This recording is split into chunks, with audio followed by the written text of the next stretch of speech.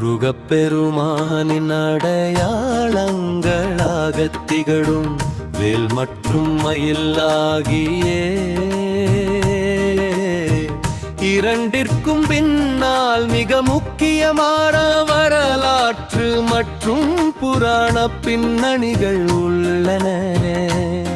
இவை தீமையை அழிப்பதையும் ஆணவத்தை அடக்குவதையும் குறிக்கின்றன. வேல் தோன்றிய வரலாறு சக்தி வேல் முருகனின் கையில் இருக்கும் வேல் வெறும் ஆயுதம் அல்ல, அது அன்னை பார்வதியின் சொரூபம். சூரசம்ஹார பின்னணி சூரபத்மனின் மசுரன் தேவர்களை சிறை பிடித்து துன்புறுத்தி வந்தான். அவனை அழிப்பதற்காக சிவபெருமான் கத்தி தந்தி இருந்து முருகன் தோன்றினார்.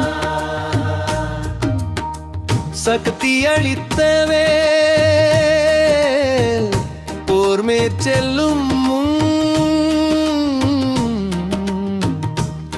அன்னை பார்வதி தேவி தனது ஆற்றல் அனைத்தையும் ஒரு ஆயுதமாக திரட்டி முருகனிடம் வழங்கினார். அதனால் தான் இது சக்திவேல் என்று அழைக்கப்படுகிறது.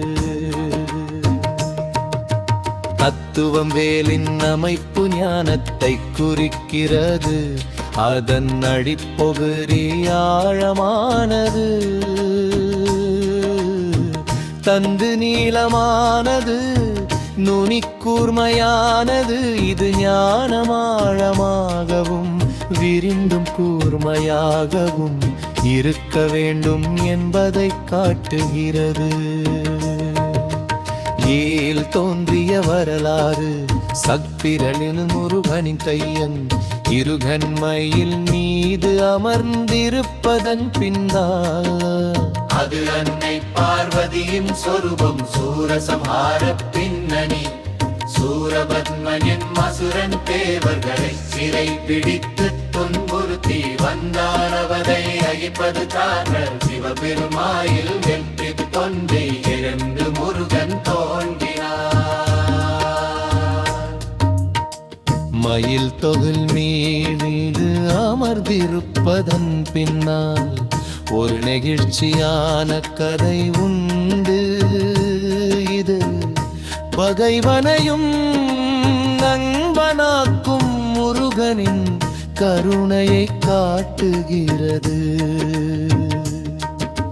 சூரபத்மனின் ஒரு மாற்றம் போரின் இறுதியில் சூரபத்மன் முருகனிடம் தோற்கப் போகும் நிலையில்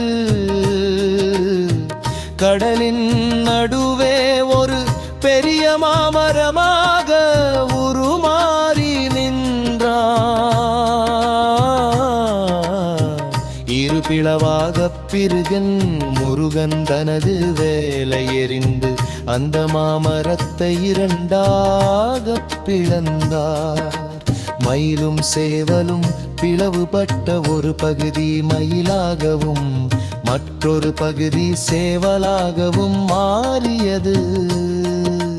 தன் முன் சரணடைந்த சூரபத்மனின் ஒரு பகுதியை மயில் தனது தாதனமாகவும் மறுபகுதியை சேவல் தனது வெற்றி கொடியில் இருக்கும் சின்னமாகவும் வைத்து கொண்டார். தத்துவம் மயில் என்பது மனிதனின் ஆணவத்தை குறிக்கிறது. ஆடும் மயில் எப்படி தன் அழகை கண்டு செருக்கு கொள்ளுமோ, அப்படிப்பட்ட ஆணவத்தை முருகன் அடக்கி தன் காலடியில் வாகரமாக வைத்து கொண்டுள்ளார். வேலும் மயிலும் மந்திரும் வேலும் மயிலும் துணையாக இருக்க வேண்டும் என்பது முருக. பற்பர்களின் நம்பிக்கை இதை பற்றி அருணகிரிநாதர் தனது பாடல்கள் பல இடங்களில் குறிப்பிடுகிறார். பாதுகாப்பு வேல் வினைகளை தீர்க்கும் மயல் அடர்த்தி துணையாகிருந்து காக்கும்.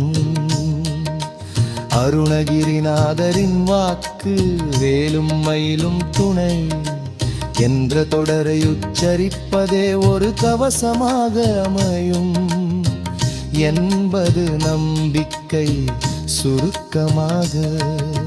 வேல் நம்மிடம் இருக்கும், தீய எண்ணங்களை அழிக்கும் ஞானம்